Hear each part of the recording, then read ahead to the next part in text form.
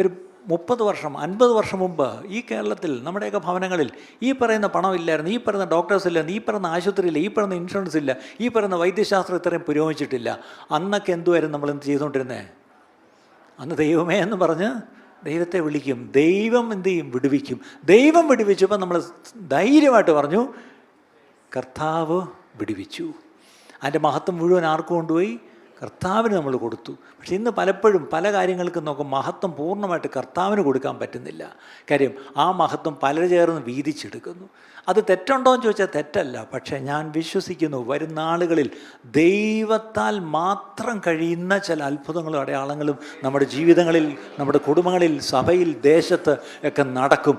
അന്ന് നമ്മൾ പറയും ഇത് യഹോവയാൽ സംഭവിച്ചു. ഇതിൻ്റെ ക്രെഡിറ്റ് ആർക്കും എടുക്കാൻ പറ്റത്തില്ല. ഇത് യഹോവയാൽ സംഭവിച്ചു എന്ന് നമുക്ക് പറയാൻ പറ്റും.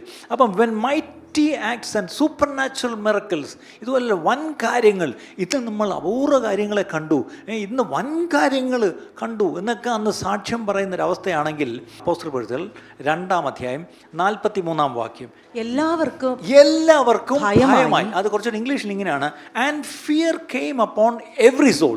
എല്ലാവരുടെ മേലും ഒരു ഭയം വന്നു വീണു, ഒരു ഭീതി വന്നു വീണു. അതിൻ്റെ അർത്ഥം എന്താ? ദൈവപ്രവൃത്തി നടന്നപ്പോൾ നോക്കണേ, എല്ലാവരുടെ മേളിലും ഒരു ഭയം വന്നു. ആ ഭയം എന്ന് പറഞ്ഞാൽ ഒരു റെവറൻഷ്യൽ ഫിയർ, ദൈവത്തോടൊരു വലിയ ഒരു ദൈവഭയം അങ്ങ് വന്നു. ഇന്ന് ദൈവസഭയ്ക്കുള്ളിലും ഈ ഭയമില്ല, സഭയ്ക്ക് പുറത്തും ഈ ഭയമില്ല. ശരിയല്ലേ പ്രിയപ്പെട്ടവരെ? ഇന്ന് ദൈവസഭയ്ക്കുള്ളിൽ ദൈവഭയം ഉണ്ടോ? ഈ പറയുന്ന പോലെ ഒരു ദൈവഭയം, എല്ലാവർക്കും ഭയം ഉണ്ടായി.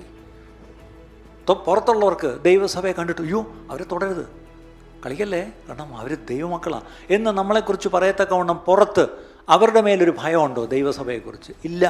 ഇന്ന് സഭയെ ഇട്ട് ശരിക്കും പറഞ്ഞാൽ ഉപ്പ് കാരമില്ലാതെ പോയാൽ എന്തിനു കൊള്ളാം, ഇട്ട് ചവിട്ടാൻ കൊള്ളാം എന്ന് പറഞ്ഞ ഇന്ന് സഭയെ ഇട്ട് ചവിടി, ഇങ്ങനെ വോട്ട് വേണ്ടാന്നേ എന്നൊക്കെ പറയുന്ന അവസ്ഥയിലോട്ട് വന്നു. ഇന്ന് സർക്കാരിനും ഭയമില്ല, രാഷ്ട്രീയ പാർട്ടികൾക്കും ഭയമില്ല.